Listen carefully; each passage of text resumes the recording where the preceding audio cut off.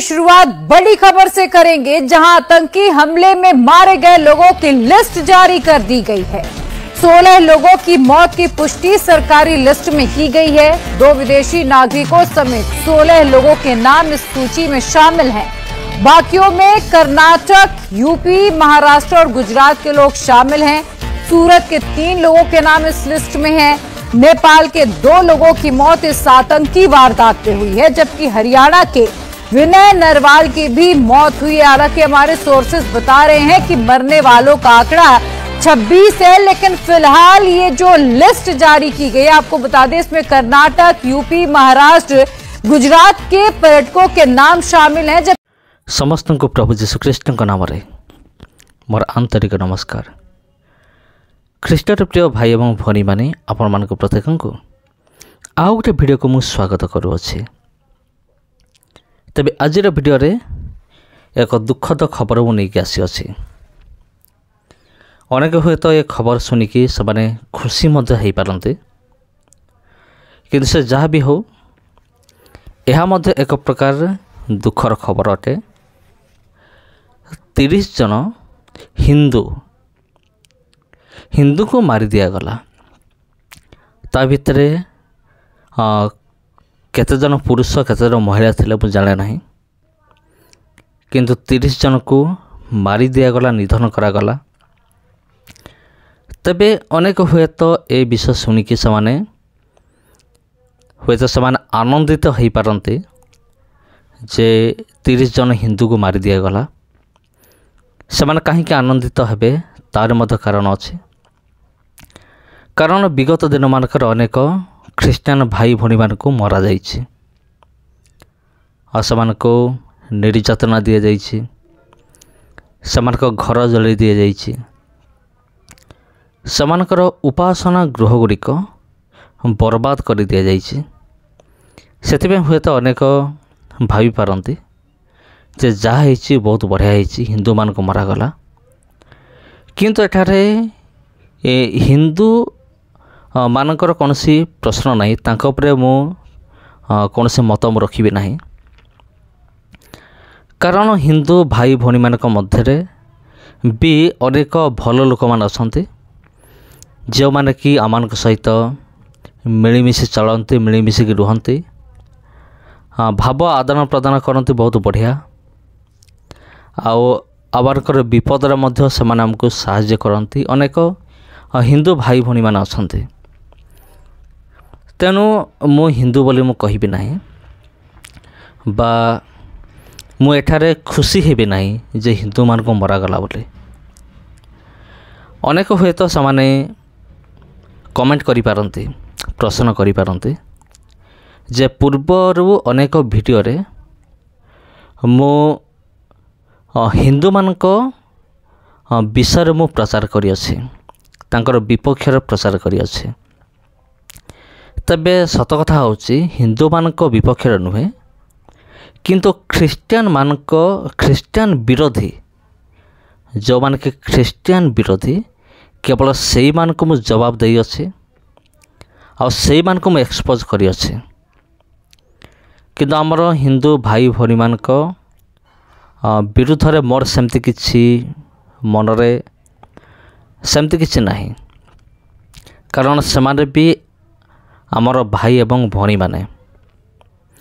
किंतु मु केतेबेले मु वीडियो तैयारी करे ए समस्त विषय को लेकिन जतेबेले कौन सी व्यक्ति प्रभु जीशुख्रीष्ण को विरुद्ध रे कहे, आ अनेक यूट्यूबर मान अछंती जो माने कि जीशु को विरुद्ध रे से वीडियो तैयारी करते,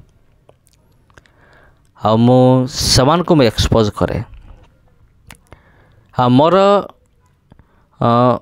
मोर कहिबार कथा होची या मु पूर्वरु ख्रीष्टान विरोधी मान को एक्सपोज करी आसीची, किंतु एटा गोटे आमान को पई मध्य दुखर खबर अटे जे 30 जन हिंदू भाई भौणी को मारी दिगला, हत्या करागला। आ किए हत्या कला? आईटा होची जम्मू काश्मीर घटना। जम्मू काश्मीर जहाँ को पाकिस्तान मध्य नापी ଚାହୁଁଛି, ଅନେକ ଦିନରୁ ପ୍ଲାନ୍ କରୁଛି। ଆଉ ସେଇ ଜାମ୍ମୁ କାଶ୍ମୀରର 30 ଜଣ ହିନ୍ଦୁ ଆଉ ସେମାନଙ୍କୁ ମାରି ଦିଆଯାଇଛି। ତେବେ କିଏ ମାରିଲା? ଆତଙ୍କବାଦୀମାନେ ମାରିଦେଲେ। ଆଉ ତା ଭିତରେ 30 ଜଣ ହିନ୍ଦୁ ଏବଂ 2 ଜଣ ଏକ୍ସଟ୍ରା ଲୋକ ମଧ୍ୟ 2 ଜଣ ଅଛନ୍ତି। କେହି କେହି କହନ୍ତି ଯେ ଏମାନେ ଖ୍ରୀଷ୍ଟିଆନ, କିନ୍ତୁ ଖ୍ରୀଷ୍ଟିଆନ ବୋଲି କୌଣସି ପ୍ରମାଣ ମିଳିନାହିଁ। କିନ୍ତୁ ଏଇ ଯେଉଁ 30 ଜଣଙ୍କର ନିଧନ ହେଲା, ଏମାନେ ହେଉଛନ୍ତି ହିନ୍ଦୁ, ତା'ର ପ୍ରମାଣ ମିଳିଅଛି। ତେବେ ପ୍ରିୟ ବନ୍ଧୁଗଣ, ଖ୍ରୀଷ୍ଟରେ ପ୍ରିୟ ଭାଇ ଏବଂ ଭଉଣୀମାନେ,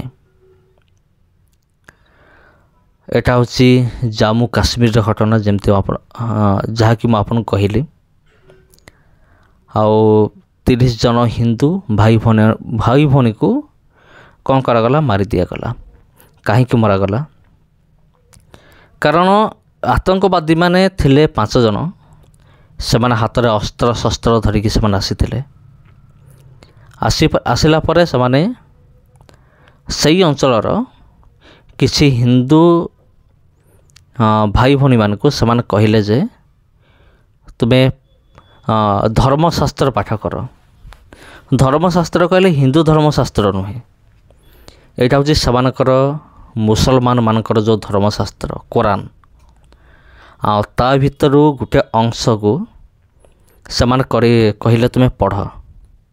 ଆଉ ଯେତେବେଳେ ସେମାନେ ପଢ଼ିଲେ ନାହିଁ, ସେତେବେଳେ ଗୁଳି କରିକି ହତ୍ୟା କରିଦିଆଗଲା 30 ଜଣ ହିନ୍ଦୁ ଭାଇ ଭଉଣୀମାନଙ୍କୁ। ତେବେ ପ୍ରିୟ ବନ୍ଧୁଗଣ, ଖ୍ରୀଷ୍ଟରେ ପ୍ରିୟ ଭାଇ ଭଉଣୀମାନେ, ଏ କଥାକୁ ନେଇକି ଆପଣ କ'ଣ ଭାବୁଛନ୍ତି? ଅନେକ ଭାଇମାନେ ସେମାନେ ଖୁସି ମଧ୍ୟ ହୋଇପାରନ୍ତି, କାରଣ ଯେଉଁଭଳି ଭାବରେ ପୂର୍ବରୁ ଖ୍ରୀଷ୍ଟିଆନମାନଙ୍କୁ ଅତ୍ୟାଚାର କରାଯାଇଥିଲା, ବିଶେଷ କରି ମଣିପୁରରେ ଆଉ କନ୍ଧମାଳରେ ଯେଉଁଭଳି ଭାବରେ ସାଂଘାତିକ ପରିସ୍ଥିତି, ଭୟଙ୍କର ଦଙ୍ଗା ହୋଇଥିଲା। ଆଉ ସେଥି ନିମନ୍ତେ କ'ଣ କରାଗଲା ନା,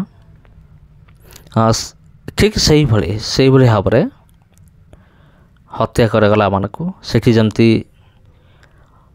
ଖ୍ରୀଷ୍ଟିଆନ ବିରୋଧୀମାନେ ହତ୍ୟା କରିଥିଲେ ଖ୍ରୀଷ୍ଟିଆନ ଭାଇ ଭଉଣୀମାନଙ୍କୁ, ଆଉ ଖ୍ରୀଷ୍ଟିଆନ ଭଉଣୀମାନଙ୍କର ଇଜ୍ଜତ ସହିତ ମଧ୍ୟ ଖେଳିଥିଲେ। ମଣିପୁରରେ ବି ସେମ୍ ଘଟଣା ଘଟିଥିଲା 2 ଜଣ ମହିଳାଙ୍କ ସହିତ, ଯେଉଁଟାକି ପୃଥିବୀ ସାରା ପୁରା ଚହଳ ସୃଷ୍ଟି କରିଥିଲା। ତେବେ ଏହି ସମସ୍ତ ବିଷୟକୁ ନେଇକି ଆପଣ କ'ଣ ଭାବୁଛନ୍ତି? କମେଣ୍ଟ ବକ୍ସରେ ଜଣାଇବେ। ଆଉ ପ୍ରିୟ ବନ୍ଧୁଗଣ, ଆଜି ପାଇଁ ଏତିକି। ଆଉ ଏଇଠାରୁ ମୁଁ ବିଦାୟ ନେଉଛି। ପୁଣି ଦେଖା ହେବ ଆପଣଙ୍କ ସହିତ ଆଉ ଗୋଟେ ଭିଡ଼ିଓରେ, ଆଉ ଗୋଟେ ଅଧ୍ୟାୟରେ। ସମସ୍ତଙ୍କୁ ପ୍ରଭୁ ଯୀଶୁଙ୍କ ନାମରେ ମୋର ଆନ୍ତରିକ ନମସ୍କାର।